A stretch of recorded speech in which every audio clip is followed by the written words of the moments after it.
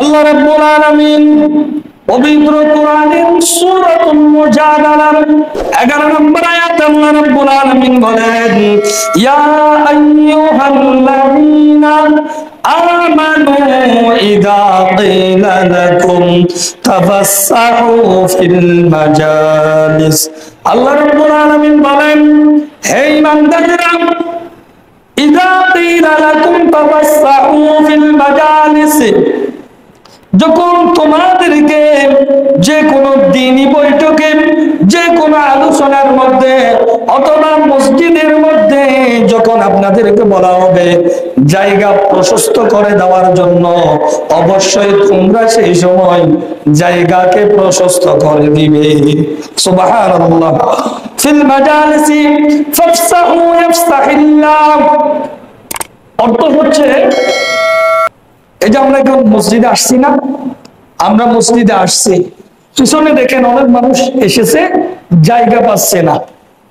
তখন আল্লাহর কোরআনের মাধ্যমে মানুষকে আদব শিক্ষা দিয়েছেন যে তোমাদেরকে যখন বলা হবে জায়গা করে দেওয়ার জন্য, তাফাসসাহু, তোমরা প্রশস্ত করে দাও। মনে করেন একটা ইসলামে চমৎকার একটা আদব শিক্ষা দিয়ে কোরআন আমাদেরকে শিক্ষা দিয়েছে, বলছে যে জায়গা প্রশস্ত করে দাও যাতে তোমার পিছনের মানুষ, তোমার মতো আর ভাইয়েরা যারা এসেছে অনুষ্ঠানে, সেমিনারে, মসজিদে অথবা পৃথিবীর যে কোনো জায়গায় যখন একটা অনুষ্ঠান হবে, ওই অনুষ্ঠানে তোমার ভাইয়েরা সবাই যাতে জায়গা পায় সেইভাবে ফাফসাহু, তাদের সকলের জন্য তুমি জায়গাকে প্রশস্ত করে দাও। সুবহানাল্লাহ। ইয়াফসাহিল্লাহু লাকুম, যদি তুমি জায়গা করে দাও তাহলে কি হবে? আল্লাহ রাব্বুল আলামিন আমাদেরকেও কিয়ামতের ময়দানে জায়গা করে দিবে। সুবহানাল্লাহ।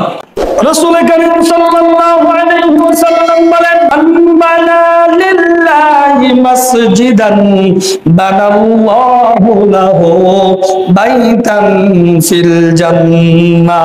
আল্লাহু আকবার।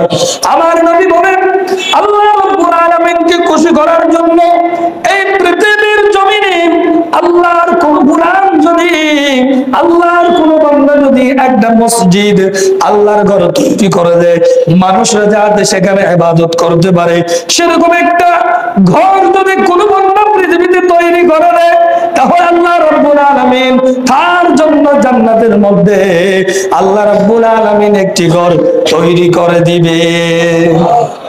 তাহলে সভা, সেমিনার, ইসলামিক আলোচনা, যত অনুষ্ঠান হয়, সব অনুষ্ঠানের আদব যাতে মানুষরা রক্ষা করতে পারে, সেজন্য আল্লাহ রাব্বুল আলামিন পবিত্র কোরআনে আয়াত দিয়ে সারা বিশ্বের মানুষদেরকে শিখিয়ে দিয়েছেন। সুবহানাল্লাহ।